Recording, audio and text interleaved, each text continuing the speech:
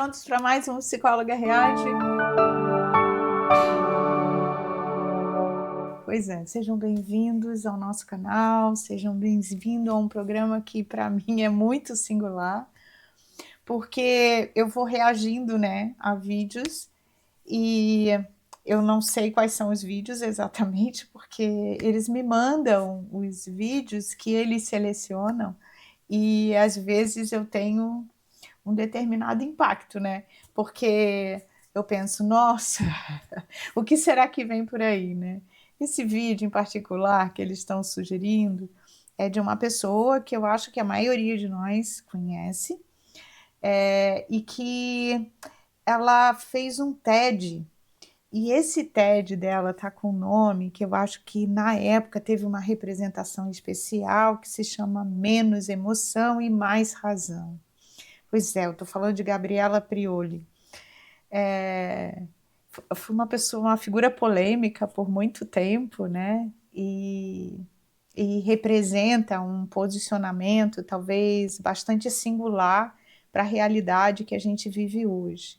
Eu imagino que possa ser um vídeo que tenha, de uma forma ou de outra, uma questão política, porque ela passou muito tempo nesse cenário.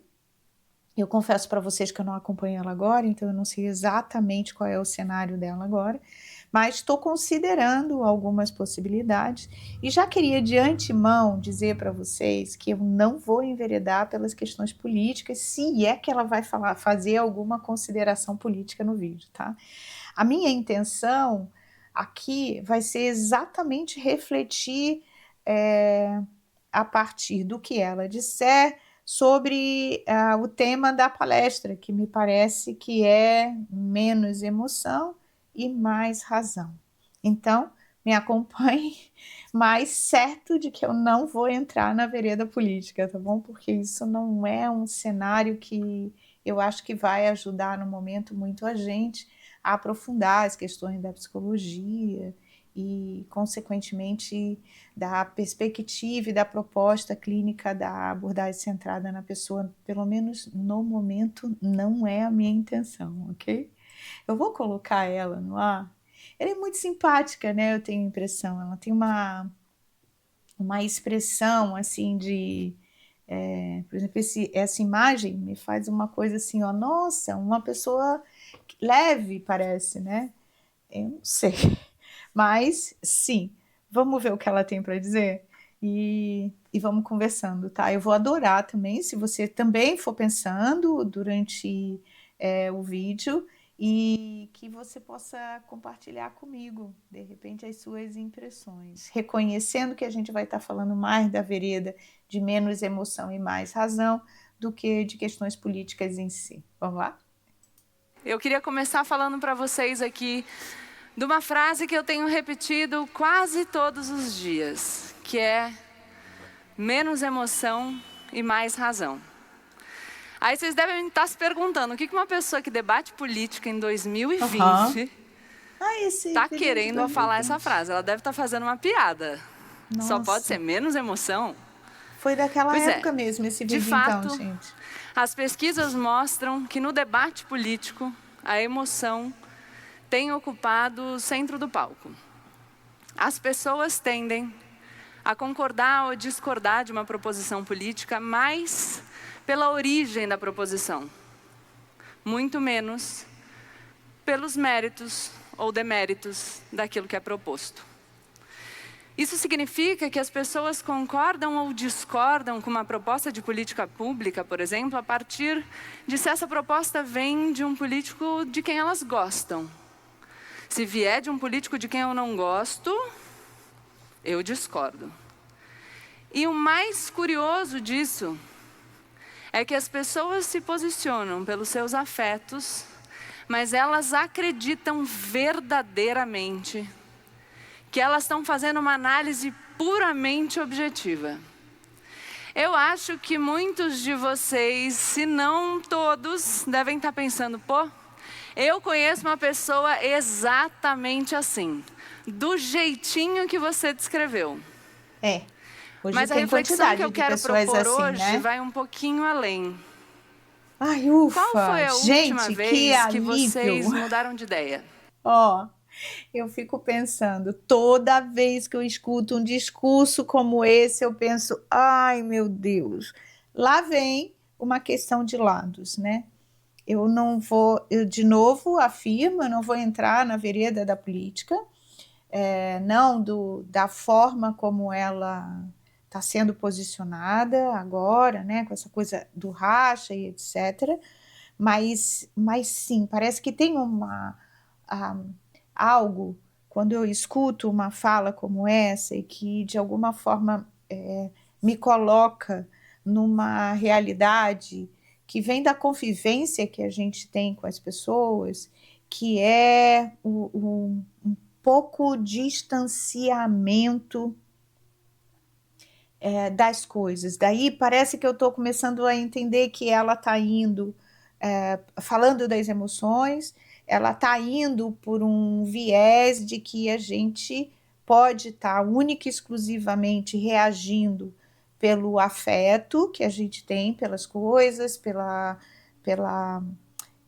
por aquilo que nos toca, e está com pouca perspectiva do que diz respeito a aspectos que poderiam nos ajudar a encontrar em diferentes realidades, mas encontrar os limites de algumas coisas que estão sendo veiculadas ou vividas, os entraves, os obstáculos, e talvez reconhecendo que muitas coisas que podemos fazer, elas podem ter uma proposta muito interessante, mas que essa proposta muito interessante, ela depende de uma realização também, que contempla a interação com falhas e superações, e me parece que críticas que possam ser não necessariamente rígidas, mas críticas que possam ser flexíveis. E se eu penso isso no território do afeto e no território das razões, eu diria que, puxa, lembrei o Roger agora dizendo, quando ele trabalhava com grupos, de que quando as nossas emoções estão muito fortes, muito acirradas, a gente não consegue ter expressões que possam levar a compreensões maiores da experiência. Então, é uma orientação dele que a gente cuide para que a gente não reaja às coisas no calor das coisas, porque sim, os afetos vão nos cegar. Os afetos não vão nos deixar enxergar variáveis que são importantes na vida da gente, como, por exemplo, as diferenças de opiniões, as diferentes formas de viver, obstáculos e limites que podem estar na minha própria forma de viver, consciências que podem nos levar a um processo de evolução bastante salutar no meu ponto de vista. Mas, assim, eu vou torcer para ela não se manter na política, tá? Porque acho que isso não está... a questão do afeto e do envolvimento com o afeto, ele não está contido só na política, independente de que política seja, mas ele está contido na vida humana, de uma forma geral. Qual foi a última vez que vocês ouviram um argumento que ia contra as suas crenças sobre determinado assunto com a mente e o coração abertos? Qual foi a última vez que vocês defenderam uma posição considerada impopular no meio em que vocês frequentam, no seu Hoje em dia círculo não de está muito amizades, fácil fazer isso, no né? ambiente em que vocês estão acostumados a defender os seus posicionamentos? Porque a Eu digo violência isso pode porque ser alguns forte. de vocês devem saber, falaram aqui da minha formação, eu sou advogada, tenho mestrado em Direito e eu sou professora de processo penal. Estava dando aula na pós-graduação E a gente estava discutindo uma decisão do Supremo Tribunal Federal que foi muito debatida no Brasil inteiro. A gente já há algum tempo tem aí as decisões judiciais no centro do debate. Bastante, a gente estava né? discutindo aquela decisão do STF de possibilitar a execução antecipada da pena. E, Gabriela, você vai começar a falar de direito. Não, não vou. Vocês não precisam entender a discussão propriamente dita. Ainda bem, Só né? quero que vocês compreendam a história. Para discutir a decisão do STF, eu propus aos meus alunos que nós, olha só que novidade, lêssemos a decisão do STF, que não era pequena, era grande, umas 400 páginas. E já sabendo que no meio da advocacia criminal, a decisão do STF que possibilitou a execução antecipada da pena, que não é a posição de hoje, é a anterior, era muito impopular, ou seja, objeto de muitas críticas. Fiz essa proposta, foi todo mundo para casa, na época que a gente tinha aula presencial ainda. E aí, quando a gente chegou na aula seguinte, eu perguntei quem tinha lido a decisão. E, para minha surpresa, ninguém. Nossa, Mas um dos ninguém? meus alunos, para me ajudar na tarefa que eu tinha de dar mais 4 horas de aula, tomou a Isso dianteira não ali é dos fácil. colegas e falou: professora, essa decisão é um absurdo.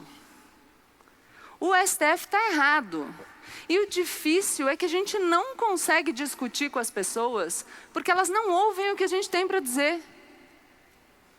O que ele estava fazendo? Ele estava criticando exatamente aquilo que ele fez, a postura que ele tomou. Porque ele estava criticando a decisão do Supremo Tribunal Federal, uma decisão da Corte Constitucional brasileira, sem nem ter lido a razão que foi levantada pelos ministros que decidiram. Ele estava defendendo a opinião que era popular no grupo dele. Não tinha ali um exercício genuíno de crítica, de formação de opinião. De conhecimento dos pontos específicos. Nossa, esse conceito é a popular. de formação. Formação de opinião, para mim, é muito importante. Porque eu penso assim, ó, faz todo sentido para mim. E olha que eu nem estou nessa área, falando dessa área específica que ela está falando. Eu sei que isso, pelo visto, isso foi lá em 2020, né, esse vídeo, esse TED, e nós passamos anos, hoje nós estamos em 2026, e as questões continuam, as questões não pararam, então não é sobre essa questão em si, mas é sobre a forma como a gente está operando uma construção de saber. E olha que eu ainda estou muito preocupada hoje em dia por conta das inteligências artificiais, né? Então, o que ela está me apresentando agora é um alerta para a gente do quanto que a gente está dando conta de pegar um determinado conhecimento e esmiuçar esse conhecimento para que, a partir daquela fonte de estudo daquele conhecimento, a gente possa traçar associações, traçar posições, traçar direções que não sejam necessariamente nem contra nem a favor, né? Porque é uma formação de opinião sua, então ela precisa estar fundamentada. E para fundamentar, a primeira coisa que a gente precisa fazer é conhecer a fundo. E a sensação que eu tenho é que conhecer é algo que hoje em dia não está sendo mais tão aprofundado. E entendo que as inteligências artificiais elas estão levando a gente para um caminho cada vez mais perigoso, mas muito das opiniões que nós temos hoje não vem de estudos aprofundados nossos, não vem de reflexões que sejam amplificadas, mas vem da tendência, né? Vem daquilo que a gente constrói a partir da tendência. E até mesmo quando a gente tem uma opinião, que pode ser uma opinião contrária sobre algo que esteja acontecendo na vida, né? Até mesmo essas opiniões contrárias, elas estão pouco fundamentadas, me parece.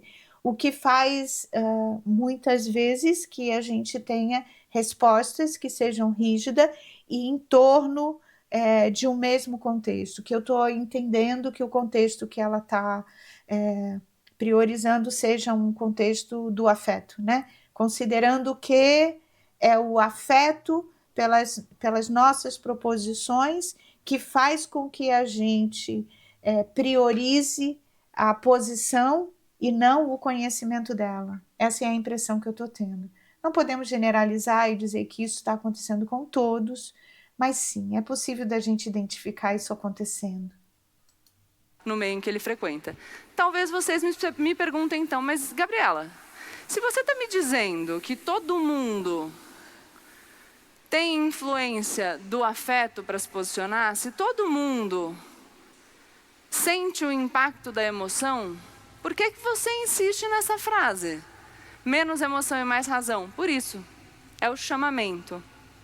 Muitas vezes, quando eu falo menos emoção e mais razão, as pessoas acham que, de alguma forma, eu estou defendendo que exista um ser humano estritamente racional, que não seja impactado pela emoção de maneira nenhuma, e isso não é verdade. É justamente por eu entender a relevância do papel das nossas emoções no processo de formação de uma opinião, ou na defesa de um argumento num debate, que eu faço o chamado da razão. É a pressuposição do papel da emoção que faz com que eu tenha condição de aplicar a razão deliberadamente. Nossa. E eu acredito que a gente pode ser racional. Se a gente não pudesse, a gente não tinha descoberto o papel que a emoção tem. O papel que desempenham os vieses cognitivos. Mas, ao mesmo tempo, a gente tem que tomar muito cuidado com o poder que a gente dá para a razão, né? Porque a razão ela é uma construção lógica, então a gente parece que está numa faca que tem dois gumes, assim, né? Por um lado, nós temos nossas emoções e que se elas tomam conta de nós, parece que ela nos cega, né? Ela faz com que a gente funcione e reaja muito impulsivamente e tire a força da razão. Por outro lado, eu também não posso deixar de desconsiderar que organizações lógicas racionais predominantes, que sejam fundamentadas não pelas aprendizagens que foram tendo da experiência, pelo conhecimento aprofundado, ela também vira uma lógica que é uma lógica engessada. Eu estou falando aqui agora com vocês e estou me lembrando da proposta e do conceito de emoção que é do Antônio Damasio. Eu gosto muito do Antônio Damasio. Ele é um neurocientista e ele na verdade, ele faz uma leitura que é uma leitura sistêmica do organismo, né, humano. E eu gosto muito que ele faz uma diferença entre emoção e entre sentimentos. Ela não está fazendo essa diferença, né, mas quando eu penso nessa proposta, eu gosto dessa diferenciação de conceito que o Antônio Damasio faz, sabe? Quando a gente pensa da emoção em si, a gente está falando, na visão dele, a gente está falando dos aspectos da emoção mais fisiológica, né? Hoje em dia eu não tenho dúvida nenhuma que o nosso organismo, ele tem uma produção que ela não é só voluntária, como a gente imagina, e ela não está completamente sob o nosso controle. Ele tem uma série de movimento que, sim, vocês devem ter ouvido no período de educação de vocês, que, tem um sistema ali que ele é um sistema involuntário, mas ele é um sistema involuntário que ele produz uma significação como um todo.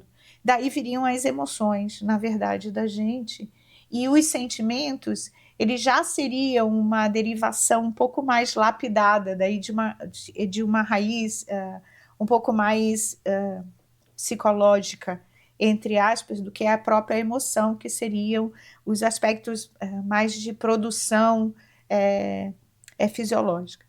Daí, se a gente pensa nesses dois elementos que são possíveis de entender, a emoção e o sentimento, eu imagino que a primeira coisa que a gente precisaria entender é que esses emoção e sentimento, eles estão a serviço de uma compreensão do meu próprio organismo, ou seja, é o meu organismo entendendo e dando significado para aquela experiência, seja num contexto do território das emoções ou do território dos sentimentos. A questão é que ele está a serviço de quê, né?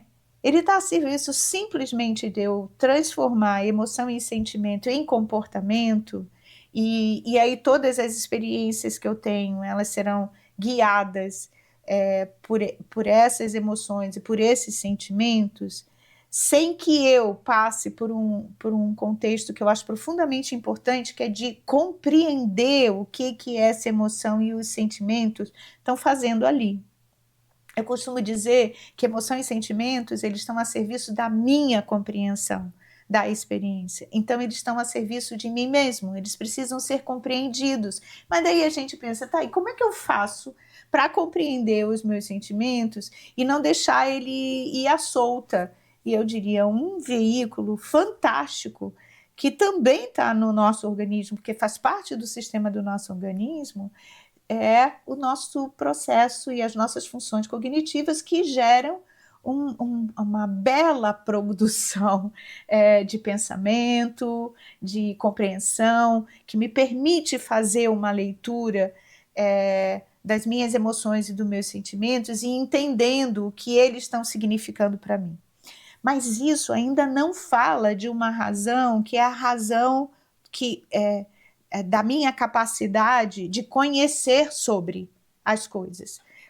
E conhecer sobre as coisas que estão fora de mim. Então, quando eu penso na razão, eu penso que a razão ela também está contida, uma parte dela, que é para que eu possa compreender o significado da minha emoção, das minhas emoções e dos meus sentimentos, que estão vindo fruto da minha experiência com o mundo. Então, elas podem... A razão pode me ajudar a compreender um pouco melhor isso, mas ela também pode me ajudar a conhecer um pouco mais o que está acontecendo lá de fora. Está vendo como a tríade fica uma tríade de conhecimentos que eu posso dizer que eu tenho aqui uma emoção e um sentimento, eu tenho aqui uma razão pronta para conhecer tanto o significado que a experiência está tendo para o meu organismo, como os conhecimentos que estão postos fora do meu organismo e que eu ainda não sei.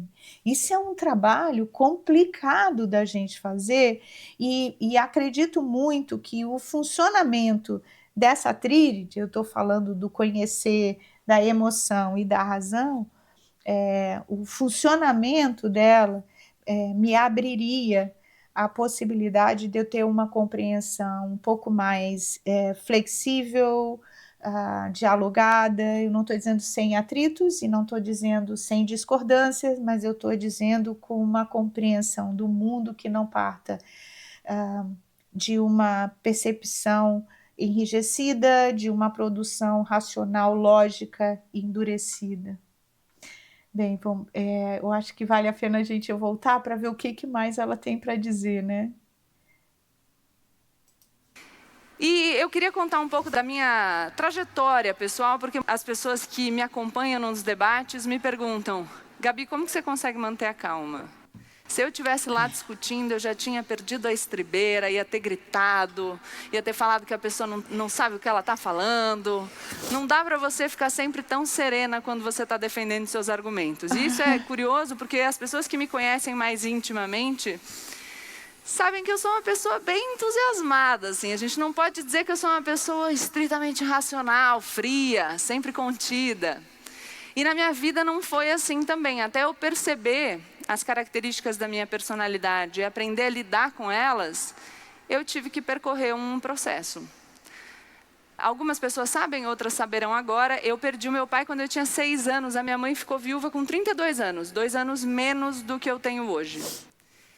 E a minha mãe, que já era uma mulher, acho que com uma personalidade menos emotiva do que a minha, como estratégia para lidar com as dores que a vida trouxe, ela se sensibilizou de maneira geral.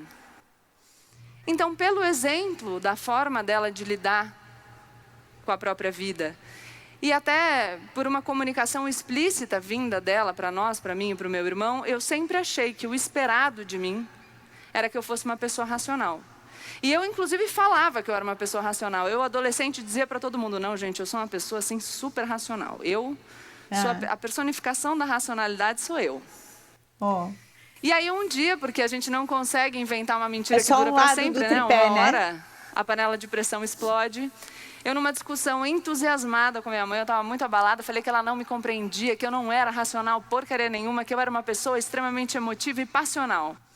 E ela, numa chamada de racionalidade, parou, esfriou os ânimos, olhou para mim e falou, pô, Gabi, eu também não sei ser mãe, é a primeira vez que eu estou sendo.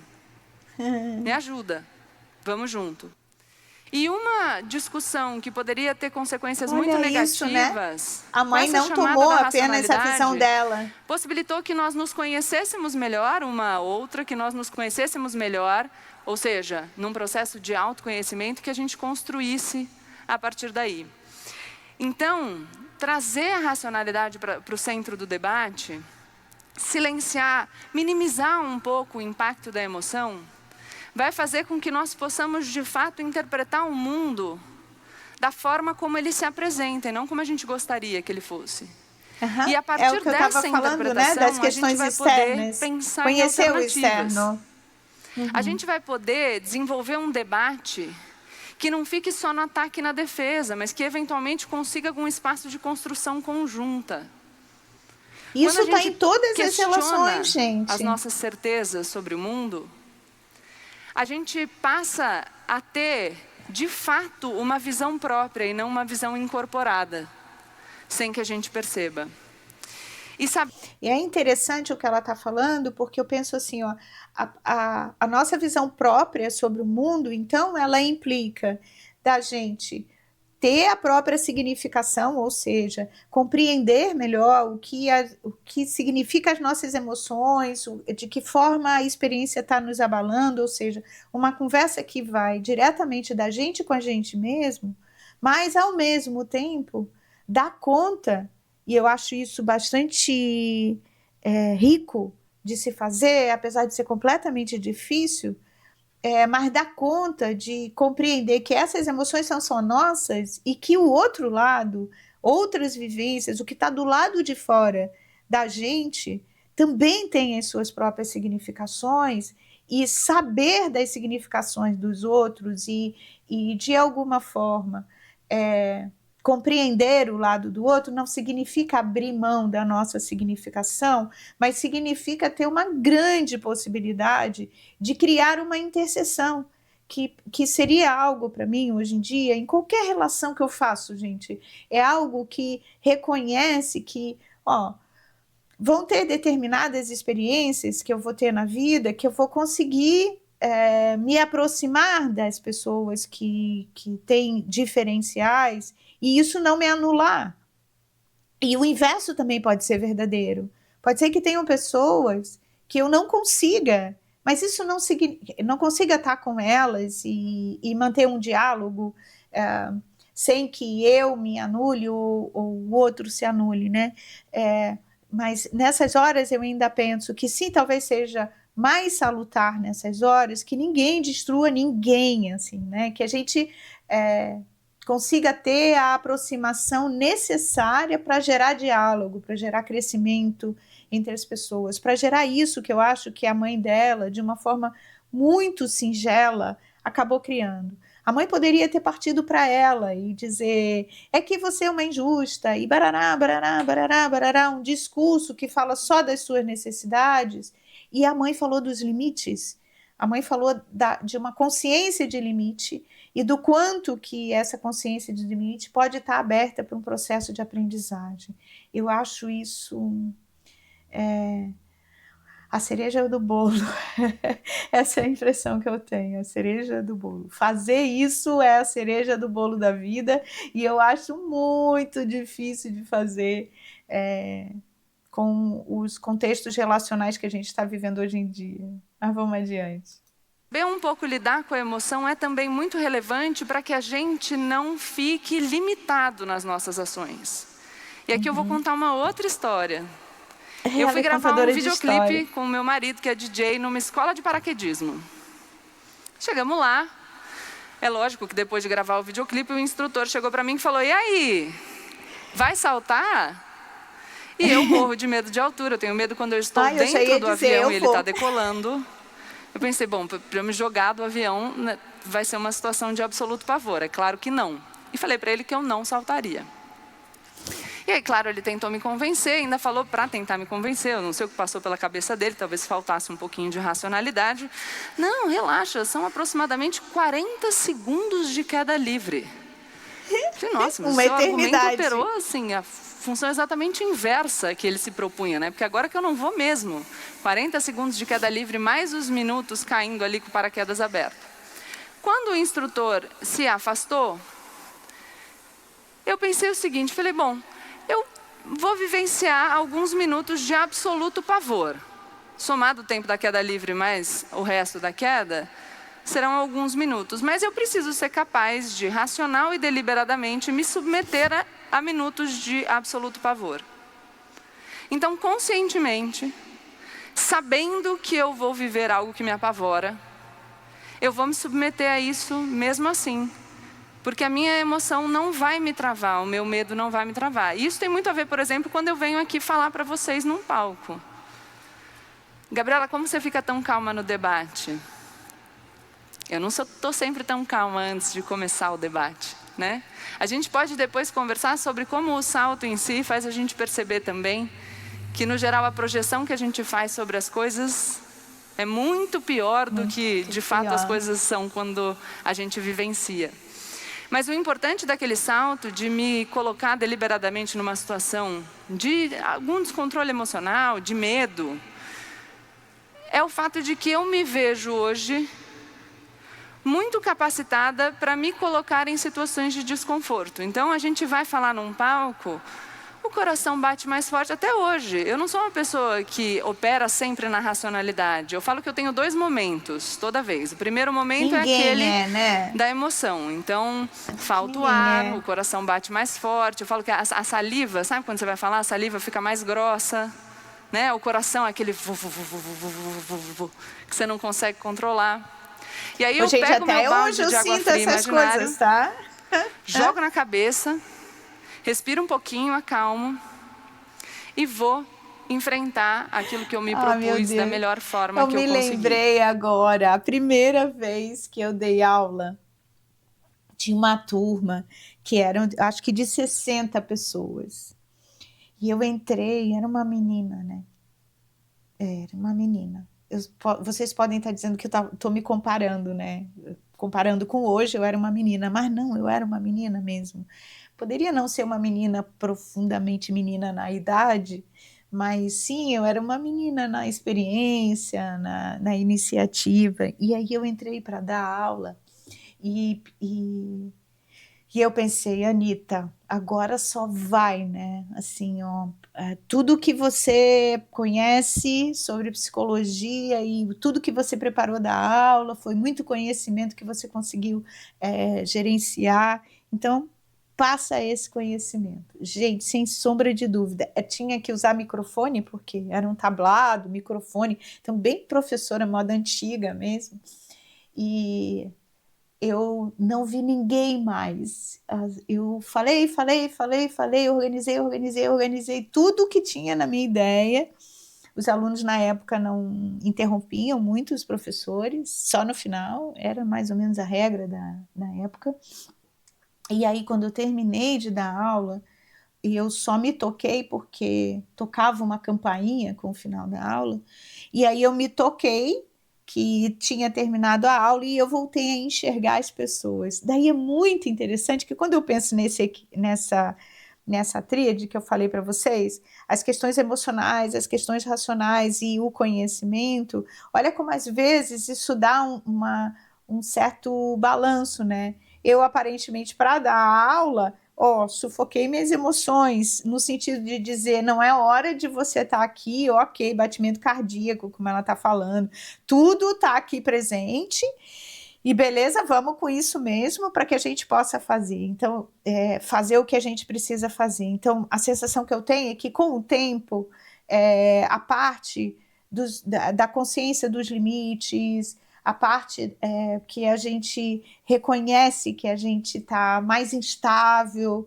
que a imprevisibilidade talvez nos assuste, né? E que dê um pouco de alteração no organismo. Com o tempo, a gente vai se acostumando com ela, ou seja, vai aprendendo a ir adiante com a nossa razão, tendo ao lado as nossas emoções, né? Mas é muito rico de ver essas coisas acontecendo. Então, falar o menos emoção e mais razão é uma ode à nossa liberdade. É para que nós tenhamos mais autonomia, para que nós não sejamos escravos das nossas emoções. Para que elas não possam Também não nos é limitar, útil. nem quando elas nos causam medo. E para que elas não possam nos limitar, no sentido de nós construirmos a autonomia do pensamento crítico individual. Eu acho Para que isso elas tão não nos importante. limitem, no sentido de que a gente não vai mais ser um mero repetidor de opiniões prontas, a gente vai criar as nossas opiniões. Mas para isso, a gente precisa silenciar um pouco os ruídos e questionar as nossas certezas sobre o mundo. Talvez vocês me perguntem sobre o processo, se ele é tranquilo e indolor. Nada. Não é. Não é. É desconfortável. É incômodo. Muitas vezes é dolorido.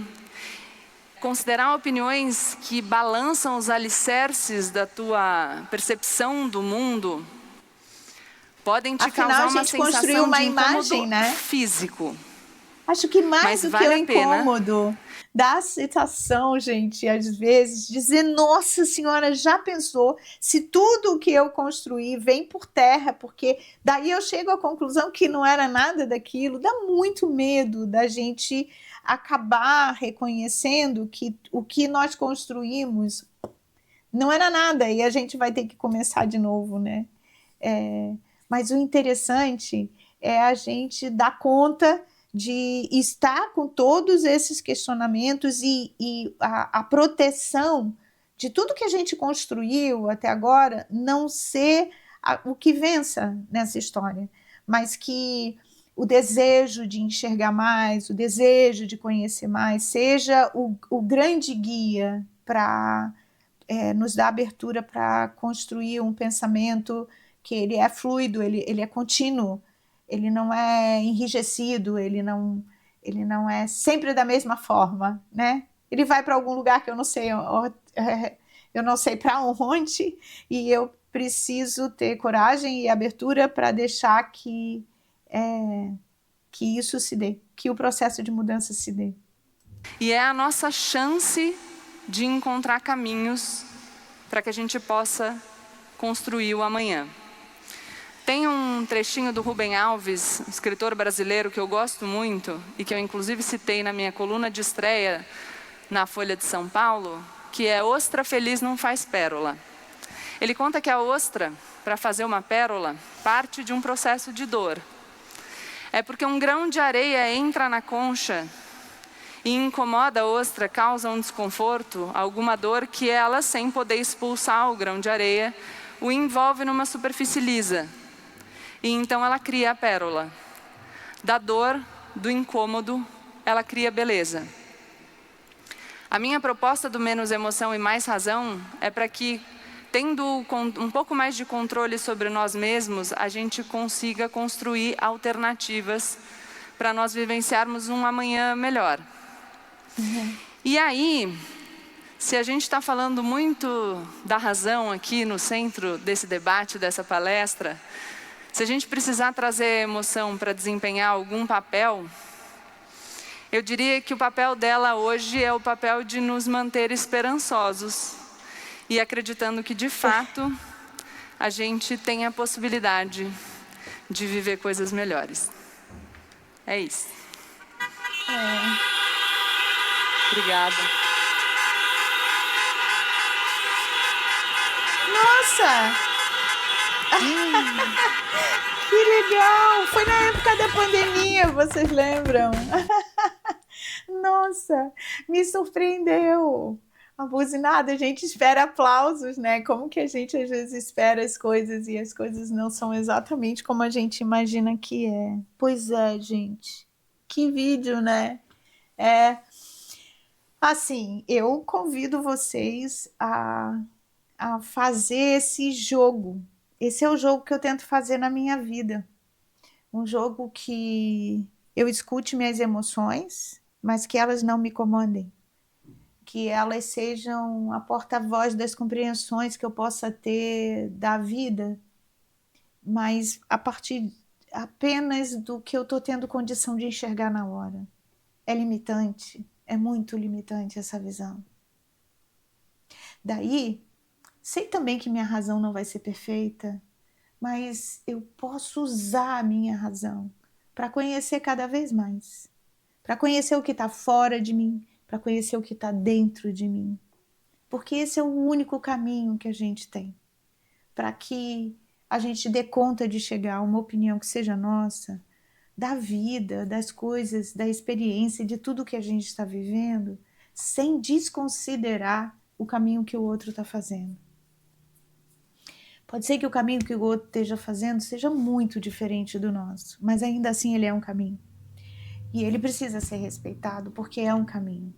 Pode ser que esse caminho do outro não seja um caminho que eu vá percorrer, porque não é um caminho que eu quero, mas a vida não foi feita para que todos nós seguíssemos o mesmo caminho, né? Nem tem como, porque se as opiniões são pessoais e elas são construídas com o conhecimento que cada um de nós dá conta de acessar, dá conta e deseja acessar, então não tem como a gente estar seguindo o mesmo fluxo. Mas se ao mesmo tempo a gente conseguir dar conta de desenvolvermos as nossas opiniões pessoais, no mínimo dessa história eu vou olhar para o outro com mais respeito e com mais consideração. Eu vou ter interesse para saber qual é a perspectiva e qual é o conhecimento que ele tem da vida. Eu vou pegar aquilo que me interessa e que combine comigo. Aquilo que não faz parte de mim, eu posso considerar como fazendo parte dele. É uma engrenagem complicada, mas eu acho que é uma engrenagem que pode nos levar para um caminho em que os atritos não sejam destruidores nem da gente e nem do outro. Ai, foi um prazer enorme estar aqui. Eu acabei adorando esse vídeo também, tá? Me conta o que você achou, como você se sentiu. Conseguiu sair das reflexões que são mera e simplesmente debates políticos? Pois é, essa foi minha intenção. Espero que sim. E vejo você no próximo vídeo, tá bom?